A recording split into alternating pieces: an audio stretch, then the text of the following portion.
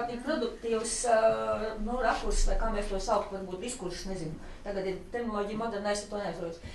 Havels un Rānis brīnišķīgi strādājot pie šīs tēmas, pie šī paralēla. Ļoti lieliski, jo jūs zināt, kurš pirmais izvirzīja šo tēzi, ka Rainis ir Havels Latvijas politiskajā vēsturē. Tas bija Valds Dobrovenskis.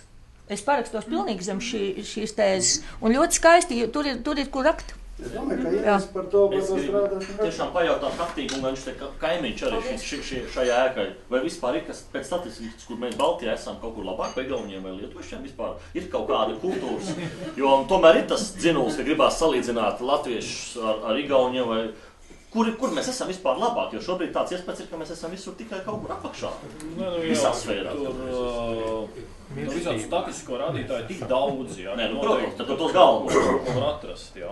Bet kopumā, ja mēs skatāmies, teiksim, uz to sabiedrisko domu, jā, tad ir tā, ka pat labāk mēs īstenībā esam diezgan daudzos rādītājos diezgan līdzīgi lietuviešiem, jā. Īstenībā lietuvieši nav īpaši atšķirīgi. Tieši tā izstāsta, ka viņiem ir tāds pats sabrukums. Bet Igauni tomēr ir? Bet Igauni ir atraušies. Es skatos, ka Reiviškungs skatās pulkstenī.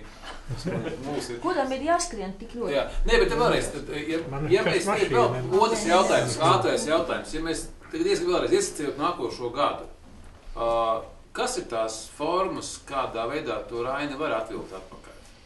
Viņš jau tiek vilkts arī neatkarīgi no šī pasākuma, teiksim, godīgi. Mazās kultūras kopās, sapcitāja Ziedoņtēzes, ka ļoti daudz var panākt, attīstot kādas diskusijas vai idejas, vai pārunājot tās arī nelielās kultūras. Es domāju, ka arī šajā mājā, kas notiek neatkarīgi no tā, ko neviens droši vien no jums, izņemot atsevišķus, te varbūt pāris cilvēki, jo mēs jau arī par to visu te runājam. Nav jau tā, ka tas ir kaut kāda tāda pēkšņi uzplaiksnīs doma, ka tagad būs, ja, kaut kas no... Nē, man bija man sautīgā doma bija to, kā panākt, lai par to runā sauksim to politiskā dienas kārtībā. Tā jau cilvēkam ir priekšlikums. Man ir priekšlikums tāds, ka noteikti aktīvi sekot līdz, kas notiek izglītības zinātnes ministrijā, jo cik es nojaušu, ka tur arī ir vēsmas, kas liek manīt, ka kaut kas mainīsies, arī attiecībā uz mācību programmām un tā.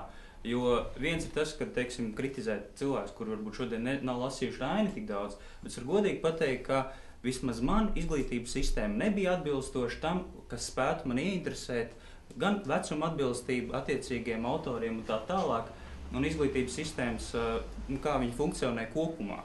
Tā kā noteikti vajadzētu iesaistīties cilvēkiem darba grupās, lai pēc iespējas atbilstošāk bērniem, skolēniem, teiksim, tas ir tas viens punkts, kur noteikti ir jāstrādā.